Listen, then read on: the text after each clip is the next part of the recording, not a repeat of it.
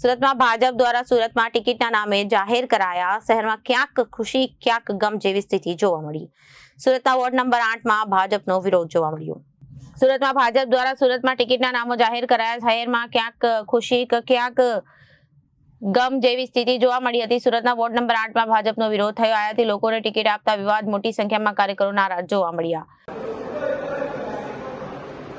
જય ભારત, હું ભદ્રેશ પટેલ એસટી સમાજમાંથી। અમારા વિસ્તારમાં અમને એક અન્યાય થયો છે કે અમારા વિસ્તારમાં આટલા બધા કેન્ડિડેટ હોવા છતાં બીજેપીએ અમારી સાથે અન્યાય એવો કર્યો છે કે બીજા વોર્ડમાંથી કેન્ડિડેટ લાવીને અમારા વિસ્તારમાં એમનું ફોર્મ ભરાયું છે, ઉમેદવારી ફોર્મ ભરાયું છે।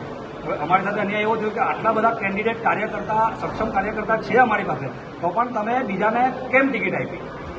આ એક અમારો મોટો વિષય છે। હવે હાલમાં અત્યારે અમે અમારા સમાજ માટે એટલા કાર્યો કર્યા છે અમારા વિસ્તારમાં।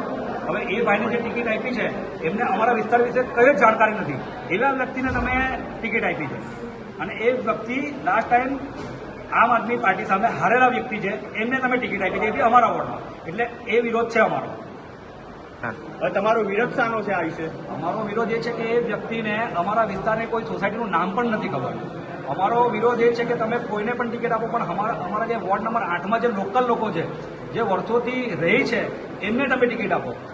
બીજેપી પાર્ટીએ જાહેર કરેલું છે કે અમે ટિકિટ આપશું, લોકલ લોકોને જ ટિકિટ આપશું, પણ તમે બીજા વોર્ડને કેમ ટિકિટ આપો છો? અમારા વોર્ડમાં ઘણા એવા ઉમેદવારો છે, પણ તમે એને કેમ ટિકિટ નહીં આપી? અમારી માંગ એ જ છે કે અમારા લોકલ લોકોને તમે ટિકિટ આપો।